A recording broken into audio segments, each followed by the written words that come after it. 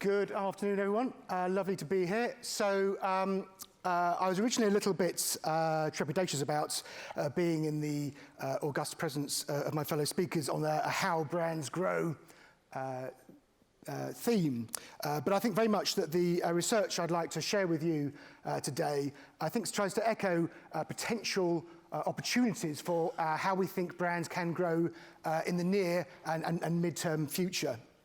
Very much that we've been thinking about AI and the growth of AI over the last couple of years, and I'll be sharing with you some findings from the second wave of our study called the Retail Revolution, essentially understanding how consumers' attitudes to AI influences the way they think about brands and the way that they buy products, and very much trying to think what that means for TV.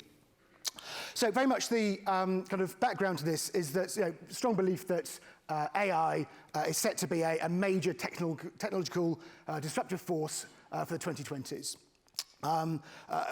Generally, we can think about the technology revolutions that we've seen over the last couple of decades as very much kind of following the classic kind of S-curve. A lot of the kind of California venture capitalists talk about this kind of model. Very much there are kind of three parts to these areas. The fact that you have a long gestation period when technologists and futurists and people like me get very excited about technology and think it's going to change the world overnight. Of course, it doesn't, because it doesn't really work that well. There's all sorts of technical, cultural, commercial things to be ironed out that we need to really understand. That very much was the case with the PC internet of the mid-1990s. We saw lots of kind of cybernetic kind of protestations back then. But through the early 2000s, that's where we really saw the explosion in the adoption, the mass adoption of home internet access. And only once you see that, after that kind of mass adoption, it's at that point that real money starts to be made. We start to see the likes of the Google search model really taking off kind of post 2005. And we saw it very much with mobile. Everyone remembers the predictions of the years of mobile in the mid to late 2000s. 10 years ago, still mobile penetration, smartphone penetration wasn't that huge. It was really from 2010 that people were buying iPhones, Android phones, huge mass scale. And really, it's only been the last 5 or 6 years we've really seen the development of that mobile ecosystem and the huge growth in mobile advertising. So very much kind of the question for us now is, what is that next technological disruption? And also kind of where are we in that? We'd like to argue that kind of AI, in a very broad sense, it's a term that's easy to misuse. We take a relatively broad sense of these things, so connected devices, connected technologies, the computational statistics that drive lots of machine learning algorithms, that drives an awful lot of targeting and kind of back-end services. That's all part of kind of this AI space. And that AI space has been in gestation for arguably about 60 years or so. And there's been all sorts of false dawns there, but hopefully, as we'll see in a moment, we're now getting to the point where the technology is working at mass scale. People are utilizing these things and they are disrupting different sectors. And so therefore, we can expect to see all sorts of increases in the penetrations of these technologies over the next few years. And at that point, that's when significant disruption starts to happen in lots of different markets. And I think TV and advertising is definitely one of them. And it's not a negative disruption, very much a positive disruption. And that leaning into these changes, I think, affords huge opportunities for growth for TV brands and also TV advertisers. So the Retail Revolution study is something we actually started about 2 years ago, back in 2017. It was an EMEA-based qualitative and quantitative study covering about 12 markets. We've since expanded that, so a number of European markets, but also now global in footprint. So it is the US, China, Australia, Saudi Arabia also included in that. So several quantitative studies answering a whole bunch of different questions, and also a few qualitative studies, hackathons, work with academic partners, all sorts of different areas. I do have a 700-page version of this deck that I was thinking about filibustering the rest of this conference and presenting to you with the door shut, but mostly there's only about a dozen or so slides. But we did look at an awful lot of different things. So, of course, I can only give you the very top line of the findings, but I think hopefully some that start to paint a picture for the opportunity for TV in the near future.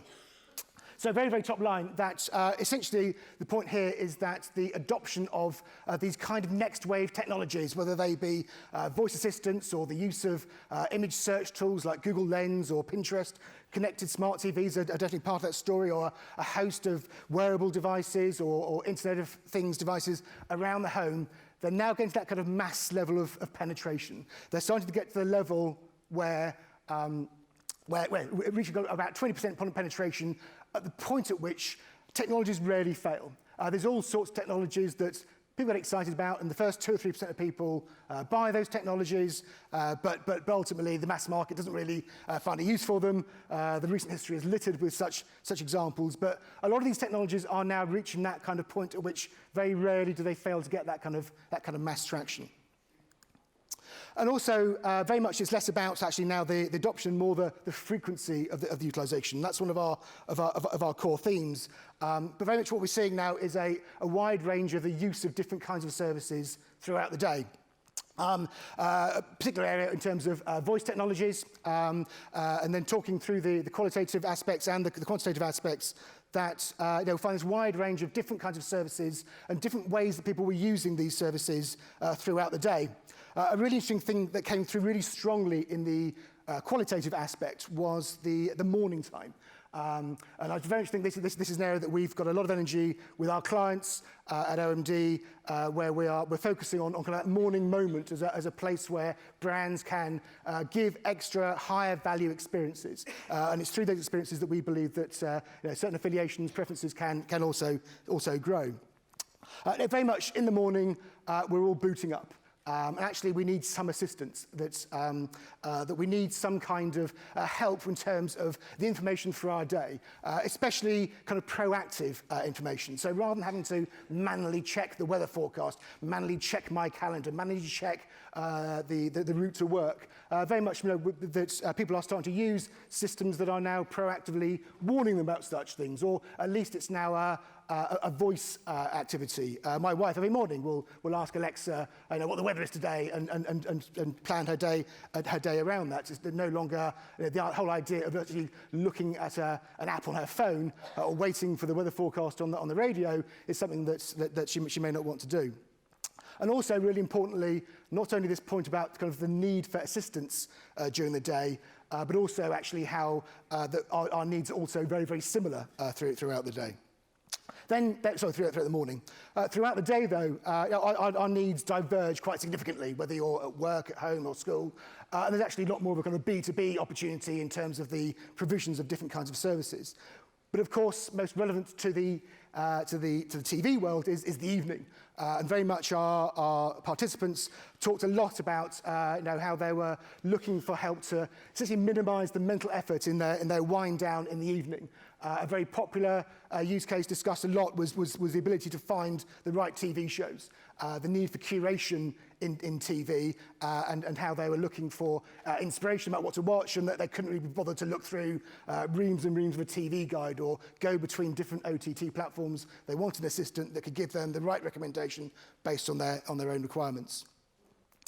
But also, there are some significant barriers going on as well. A really interesting trend between the two surveys was that in 2017, our biggest barrier was awareness, familiarity, education. People didn't know what these things were. They weren't familiar with them. They didn't feel they knew how to use these things. Whereas now, though all those metrics have more than halved in that 2-year period, it's not really a significant barrier, whereas trust is now a huge barrier that's it's now holding some people back. 63% of people are concerned about how much data is being collected. 67% of people expect brands, not just the technology brands, but all brands involved, to take responsibility for how their data is being used. And it's a theme that we'll explore later on. Even more than half of people think that their smart device is listening to them all the time. But I say that's not actually really holding their use back. There's a very interesting correlation between the lack of trust and actually the growth of use. Actually, the markets that didn't trust the technologies as much were actually the markets where the use was growing the fastest. So it's sort of holding them back, but it's not holding them back in terms of what they're doing. And very much people were using these technologies for very functional, simple benefits, but they're really, really open to a wide range of scenarios that we presented them in different formats for what they'd like to be able to use these technologies for. So when it comes to voice, more than 3/4 are looking for recipe guidance and ideas, and very much more moving beyond the kind of kitchen timers and measurements to actually ideas about what to cook tonight. One of our qualitative sample asked for an app that would be able to suggest meal suggestions based on what he's planning on watching on TV that night. Suggesting kind of tacos if you're watching Better Call Saul, or a nice cake if you're watching Bake Off. That's the kind of thing that we were really surprised that people are initially quite sceptical, but once they get into it, their imagination really starts to run wild. Family entertainment is a very big area. The empowerment of children. Time and again, the qualitative sample told us about how their kids are the people who are exploring this kind of space. And very much our hypothesis here is that those AI at-home technologies are playing the same role, that empowerment role, that if you're my age, I was the only person in the household who could program the video recorder in the 1980s, or those who are a bit younger, maybe you were the only one who knew how to use turn the computer on and get the modem working in the narrowband kind of narrowband era of the 1990s. Kids are really empowered by these technologies. And as I said before, the third highest use case was the video content discovery. People are really crying out for these things. And then when it comes to image-based searches, it's very much more about searches you can't put into words. We're using search engines really effectively with textual entries or even verbal entries, but sometimes you can't say what you want. You maybe want a plant that looks like that's growing well in the neighbour's garden, or maybe you want to go to a town that's got churches that look like this, or beaches that look like that, or even actually decorating inspiration. So trying to find a chair that looks like this in your friend's house. These technologies are enabling those kinds of searches, that kind of inspiration. So an awful lot of stuff, the 700 pages I've not shown you, kind of drills down to what we think is a very simple formula, and that we're using to help guide our clients in terms of the way they should think about the opportunity afforded by these different technologies. And very much it comes down to, we did a whole bunch of different scenarios and asked people to score how likely they were to use them, how valuable they found them, and also how difficult they were to use. And very, very kind of obviously, in a sense, that was a function of how valuable that was, but even more the case, how much attention was required, how much mental effort was needed to process that information. And there's lots of detail about actually all sorts of things, just even remembering that it's there, who did it, what the command names are. It needs to be kind of common sense kind of stuff. The attention required is a significant barrier there. So very much the guidance for the moment, best practice at the moment when it comes to thinking about these kinds of services is how do you minimize the amount of attention required? Do the thing you could do beforehand, but just with less mental attention. But over time, that equation changes. You then think about balancing the two things, and it's through familiarity, through more use, through a greater positive experience, that's where you start to gain that trust. That's where you start to gain the familiarity, the understanding, the expertise to be able to use a specific application, generate the data permissions upon which the really advanced things of kind of the second half of the 2020s are likely to be born. So what does all that mean for TV? You might think this is all wonderful and well and good, but it's a technology thing, nothing really to do with TV. But I'd like to argue that the TV world should lean into these developments. There's a huge opportunity for TV to grow in the short term, but also, I think, reframe the experience of TV content and also TV advertising. Already, TV is doing a lot in this space. We're seeing the likes of YouTube are using their AI algorithms to generate huge amounts of viewing. The most recent figure I saw was 70% of YouTube consumption was based on the algorithm. Netflix, of course, we all know this, are doing a lot of curation with their algorithms based on your own details and data. Even also the thumbnails they're presenting based on what they know about you. There's an awful lot in terms of how immersive the experience can be, the use of an automation of metadata within the TV experience. Amazon have been doing this for some time with the X-ray product they have, where they're finding and recognizing the actors and connecting up to the IMDb database, it's kind of an interesting thing for a kind of a different version of the old director's narration of a DVD soundtrack. You can get all the kind of the behind the details information about a show, very much one for the super fans. But Amazon are also experimenting. Last week they were playing around with X-ray in the Premier League matches. They were doing some interesting Alexa skills relating to chants for your particular team. All sorts of interesting applications. And of course, convenience. Sky have been pioneering with Sky Q, the verbal remote control, talking into your remote control. Our Qualitative families very much saying that their young children using this technology, are now that's their preferred technology. The idea of pressing buttons on a remote is really alien to them. But also, I think we can start to take these different trends and extrapolate them forwards. And this is very much where we see the opportunity for kind of different kinds of interactions, different kinds of experiences, higher value experiences based on these AI technologies that improve the TV content and advertising experience. So in the world of TV curation, taking that notion of personal TV guides ever further. Not just the kind of what you're most likely to want to watch tonight, but actually higher value experiences. We explored with our qualitative groups the idea of actually how they could help curate your mood, how they could help with mental health, how they could maximize the attention that you've got, rather than with my wife who wants to binge watch The Crown and watch all 10 episodes in 3 nights. Let's take our time with it and enjoy this kind of stuff. Top quality TV should be savoured. So these services can start to provide other kinds of experiences.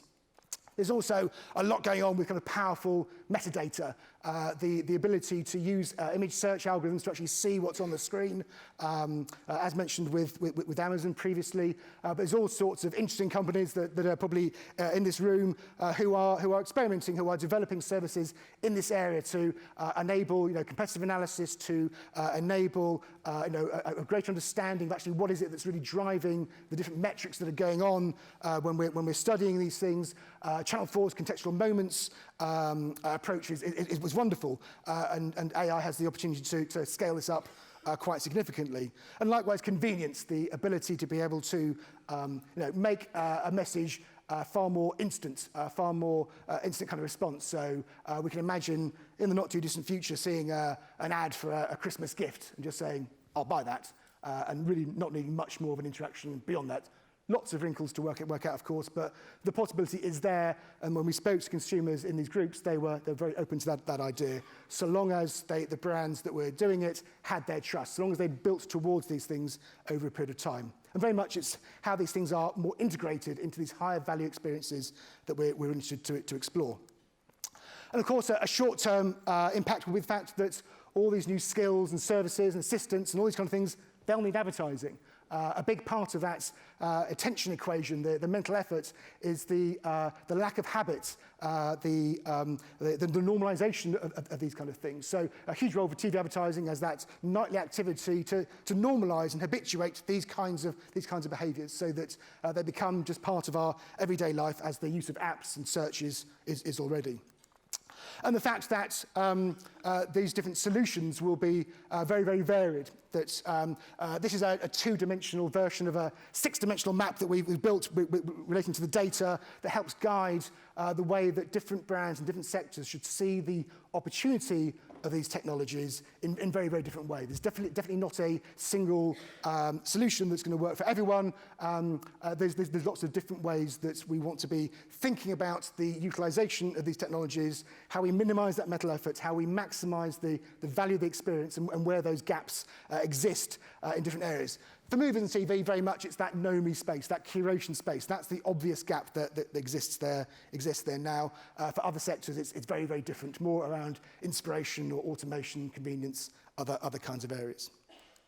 And so to finish up, really, the ways that kind of brands we think can grow is through those higher value experiences, through experiences that are valued by the consumer, things that they will do again and again, but also to be sustainable, they need to be valuable to the brand. Just doing a cool little gimmick that people will like and think is fun, there's no point in that. There needs to be that kind of long-term piece relating to how you're starting to build trust, build permissions, build access to different data sets that will find that will be able to generate services that I say are both valued by the consumer and valuable to the brand. TV's got a huge role to play in that because it is a hugely familiar medium. It has got a huge amount of trust there. There'll be that short-term opportunity for essentially there's an app for that type ads going on in TV in the next couple of years. But I think an even greater opportunity for brands to TV brands to partner, to develop those deeper experiences based on those deeper integrations of data sets that drives value for everyone. And the final point is that really that's not really a prediction for the future. This is the way that technology brands, the last 20 years, the Googles, the Twitters, the Facebooks, it's the way that they've grown, is by delivering fantastic high-value services with technology that people love. They've made a bunch of missteps, they've learned from those mistakes. The key point here really is that that opportunity, that approach is now being, AI technologies are now opening that up to a far wider range of brands, and we're really excited to explore that. Thanks a lot.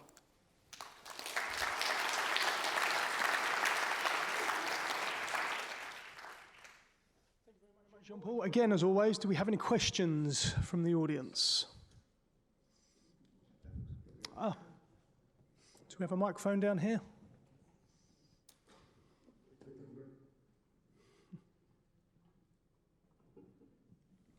Hi, thanks for that. Very interesting research. So in my agency life, the media research department and the TV buying department never ever met.